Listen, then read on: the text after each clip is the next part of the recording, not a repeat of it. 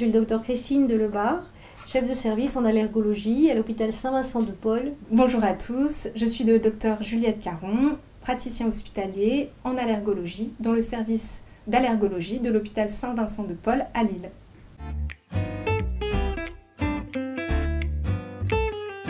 Effectivement, on constate dans le cas que vous venez de citer l'apparition d'une cyanose, les lèvres sont bleues et l'enfant est tout mou.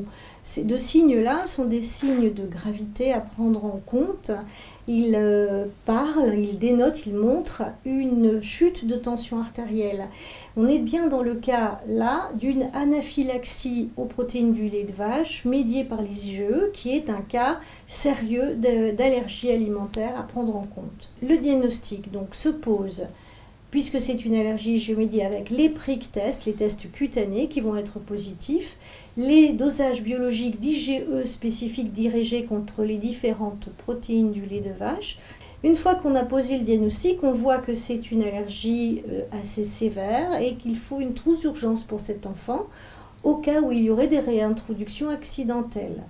Il faut faire également attention aux autres protéines de lait de mammifères comme la chèvre et la brebis qu'il faudra pricker, donc refaire également un test cutané pour savoir si l'enfant est allergique également à ces autres protéines. La guérison donc peut être spontanée dans 50 à 80% dans les 10 premières années, mais elle peut être accélérée par une réintroduction en milieu hospitalier et la mise en place d'un protocole de tolérance, ce que nous faisons notamment dans le service de Saint-Vincent-de-Paul.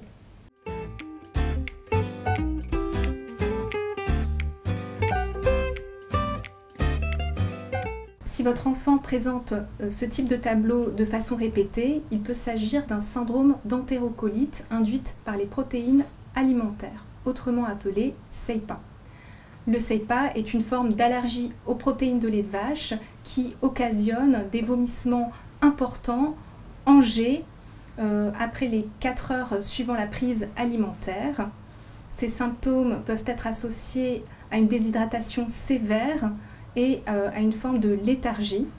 La prise en charge de cette allergie consiste à éviter l'allergène, qui est les protéines de lait de vache, mais également de substituer les protéines de lait de vache par des préparations pour nourrissons à base de lait de riz ou encore des hydrolysats de lait de vache ou encore des acides aminés. L'évolution de cette pathologie est favorable souvent après l'âge de 3 ans.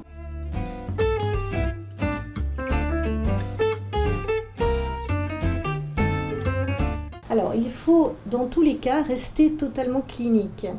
Il faut savoir quand même que les régurgitations, les coliques sont assez fréquentes chez le nourrisson, qui par exemple peut avoir une immaturité du cardia, c'est-à-dire de la bouche qui ferme l'œsophage, et avoir des remontées acides qui sont assez fréquentes les 6 premiers mois, qui sont parfois et très souvent même améliorées par la position assise puis la position debout.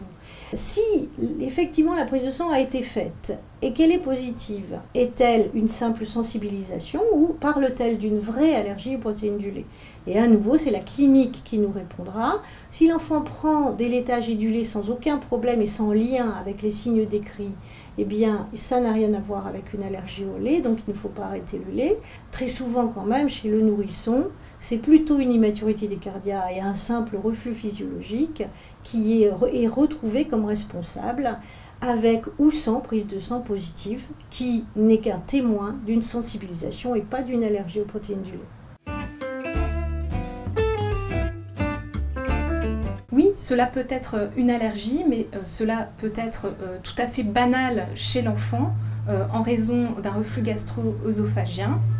Ce qui doit alerter dans le cadre d'une allergie, surtout une allergie retardée aux protéines de lait de vache, cela doit être la cassure de la courbe de poids sur le carnet de santé de l'enfant, que l'enfant ne dort plus à cause de ses symptômes digestifs. Les symptômes surviennent dans les 24 à 48 heures suivant la prise alimentaire.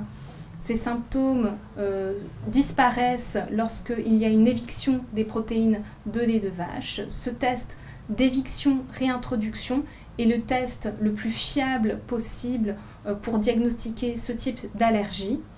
On conseille un arrêt des protéines de lait de mammifère d'environ 1 mois, puis une réintroduction des protéines de lait de vache de façon progressive. S'il y a réapparition des symptômes, le diagnostic est confirmé. Il sera nécessaire de mettre en place un régime sans protéines de lait de mammifère et une substitution du lait par des préparations pour nourrissons à base de lait de riz ou d'hydrolysa de lait de mammifère ou encore des acides aminés.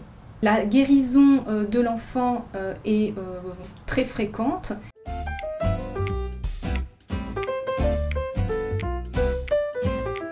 En dehors du lait de riz spécialement conçu pour les enfants allergiques, les boissons végétales ou jus végétaux ne sont pas adaptés à la bonne croissance de l'enfant et peuvent nuire à leur santé.